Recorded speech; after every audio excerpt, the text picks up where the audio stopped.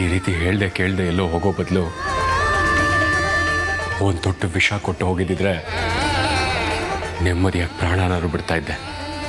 ನಮ್ಮದಲ್ಲದೆ ಇರೋ ಆಯ್ಕೆನ ಒಪ್ಕೊಳ್ಳೋದು, ಪ್ರೀತಿ ಮಾಡಿದವ್ರನ್ನ ಮರೆತು ಯಾರೋ ಸಿಕ್ಕಿದ್ರು ಅಂತ ಅವ್ರ ಜೊತೆ ಸಂಸಾರ ಮಾಡೋದಕ್ಕೆ ನನ್ನಿಂದ ಸಾಧ್ಯ ಇಲ್ಲ.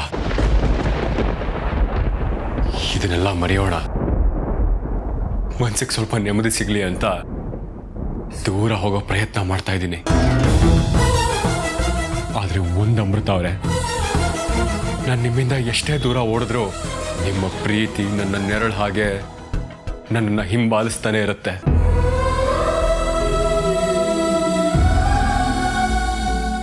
ಏನ್ ಮಾಡ್ಲಿ ನಾನು? ಅಪ್ಪ ದೇವ್ರೆ, ಯಾರಿಗೆ ಏನು ಅನ್ಯಾಯ ಮಾಡಿದ್ದೀನಿ ಅಂತ ನನಗೆ ಈ ರೀತಿ ಶಿಕ್ಷೆ ಕೊಡ್ತಾ ಇದೆಯಾ?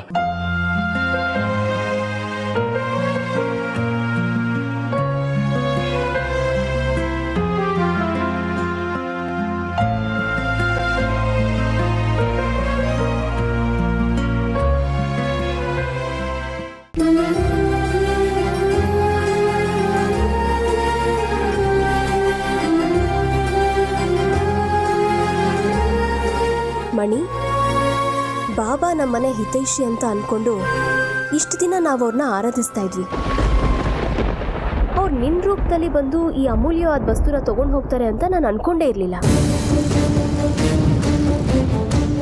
ಅತ್ತೆ, ನಿಮ್ಮ ಪಾಲಿಗೆ ಅದು ಬರೀ ಅಮೂಲ್ಯವಾದ ವಸ್ತು ಆಗಿರಬಹುದು, ಆದರೆ ನನ್ನ ಪಾಲಿಗೆ, ನಮ್ಮ ನಾಗಲೋಕದ ಪಾಲಿಗೆ ಅದು ಬೆಲೆನೇ ಕಟ್ಟೋದಕ್ಕೆ ಆಗದೆ ಇರೋ ನಿಧಿ.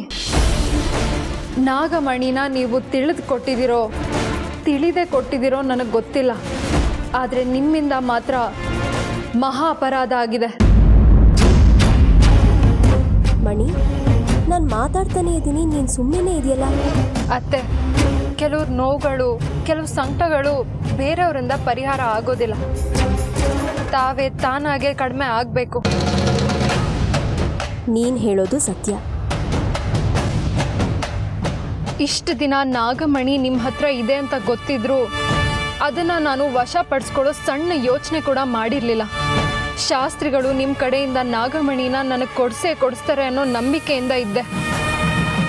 ಆದರೆ ಆ ಭೈರವ ಹೀಗೆ ಮೋಸ ಮಾಡಿ ನಾಗಮಣಿನ ತಗೊಂಡು ಹೋಗ್ತಾನೆ ಅಂತ ನಾನು ಅಂದ್ಕೊಂಡೇ ಇರಲಿಲ್ಲ. ಏನು ಮಾಡೋದು? ನಾಗಮಣಿನ ನನ್ನ ವಶಕ್ಕೆ ಹೇಗೆ ಪಡ್ಕೊಳ್ಳೋದು? ಹಾಗೆ ಪಡ್ಕೊಳ್ದೆ ಹೋದ್ರೆ ದೊಡ್ಡ ಅನಾಹುತಾನೇ ಆಗೋಗುತ್ತೆ.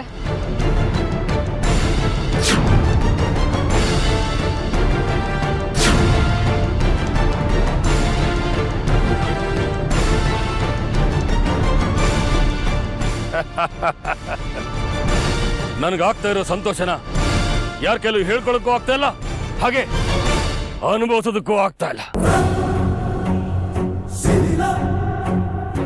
ಈ ನಾಗಮಣಿ ಶಕ್ತಿ ಎಂಥದ್ದು ಅಂತ ನನಗೆ ಗೊತ್ತು, ಆದರೂ ಒಂದು ಸಲ ಪರೀಕ್ಷೆ ಮಾಡಬೇಕು ಅಂತ ಅನಿಸ್ತಾ ಇದೆ. ಹೇಗೆ ಮಾಡಲಿ?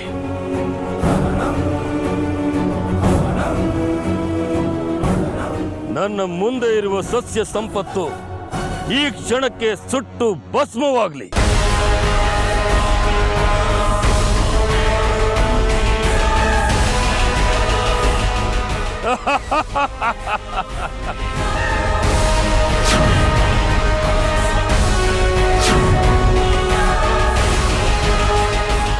ಭಲೆ ಭಲೆ.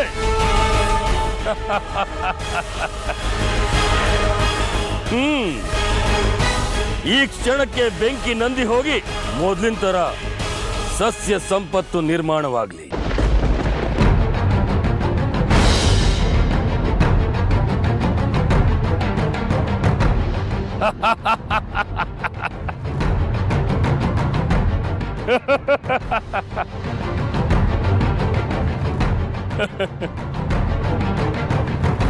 ನಾಗಮಣಿ, ನಿನ್ನ ಶಕ್ತಿಯನ್ನ ಸಮರ್ಥವಾಗಿ ಬಳಸ್ಕೋಬೇಕು.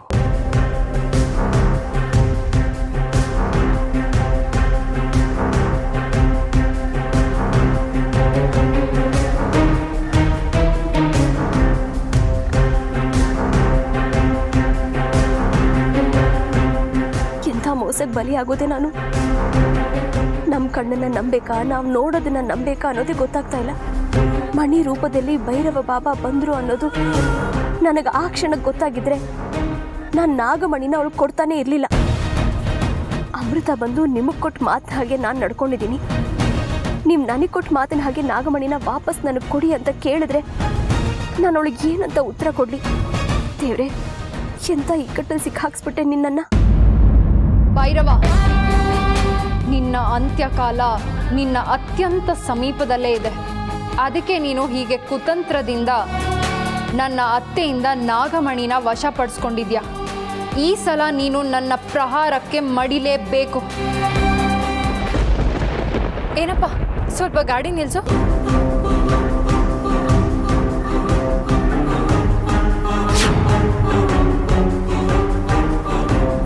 ಯಾಕೆ ಮಣಿ?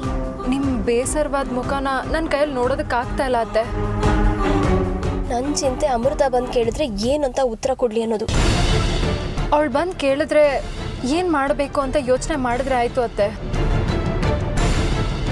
ನಿಮ್ಮ ಮನಸ್ಸಿನ ಹಾಗೆ ನನ್ನ ಮನಸ್ಸು ಸರಿ ಇಲ್ಲ ಅತ್ತೆ. ನಾನು ದೇವಸ್ಥಾನಕ್ಕೆ ಹೋಗಿ ದೇವ್ರ ದರ್ಶನ ಮಾಡ್ಕೊಂಡು ಬರ್ತೀನಿ. ಸರಿಮಾ, ಹುಷಾರು.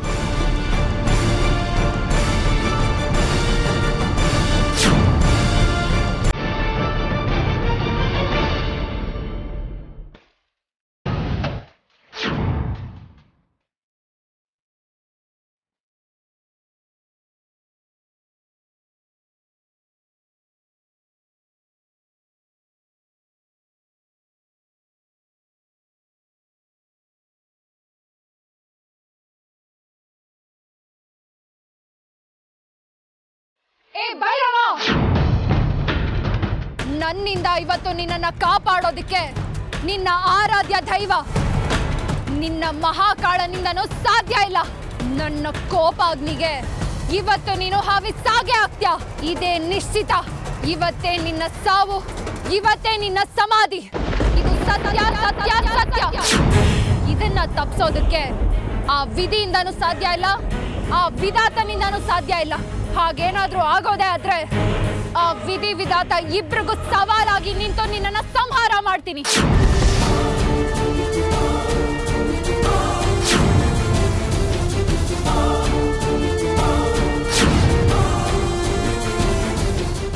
ನಾಗಿಣಿ, ಈ ಕಾಡಿನಲ್ಲಿರೋ ನಿನ್ನ ಎಲ್ಲ ಕುಲ ಬಾಂಧವರನ್ನು ಈ ಕ್ಷಣದಲ್ಲೇ ಸಂಹಾರ ಮಾಡ್ತೀನಿ. ಅದು ನೀನು ಆರಾಧಿಸ್ತಾ ಇರೋ ಈ ನಾಗಮಣಿಯಿಂದ. ಇದನ್ನ ತಡೆಯೋದಕ್ಕೆ ಯಾರಿಂದಲೂ ಸಾಧ್ಯವಿಲ್ಲ. ಈ ಕಾಡಿನಲ್ಲಿರೋ ಎಲ್ಲ ನಾಗಗಳು ತಾವೇ ತಾವಾಗಿ ಹರಿದು ಬಂದು ಈ ಹೋಮ ಕುಂಡಕ್ಕೆ ಬಿದ್ದು ಸಾಯಲಿ.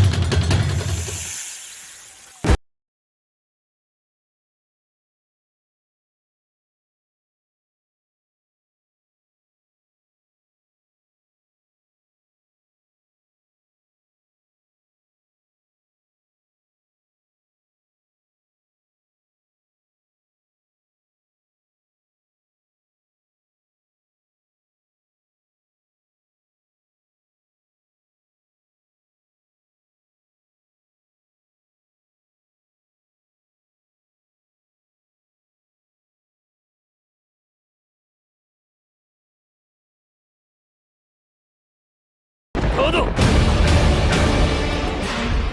ನನ್ನ ಶತ್ರು ಶೇಷ ಸಂಪೂರ್ಣ ನಾಶ ಆಗಬೇಕು. ಆಗ್ಲೇ ನನಗೆ ಸಮಾಧಾನ ಆಗು. ನಾಗಮಣಿ ನನ್ನ ಹತ್ರ ಇದೆ ಅಂತ ಗೊತ್ತಾದ ತಕ್ಷಣ ಅಮೃತ ನನ್ನ ಮೇಲೆ ಮುರಿದು ಬೀಳ್ತಾಳೆ. ಮಣಿಯನ್ನು ತನ್ನ ವಶಕ್ಕೆ ತಗೊಳಕ್ ನೋಡ್ತಾಳೆ. ಅವಳಿಗೆ ಗೊತ್ತಾಗೋದಕ್ಕೆ ಮುಂಚೆ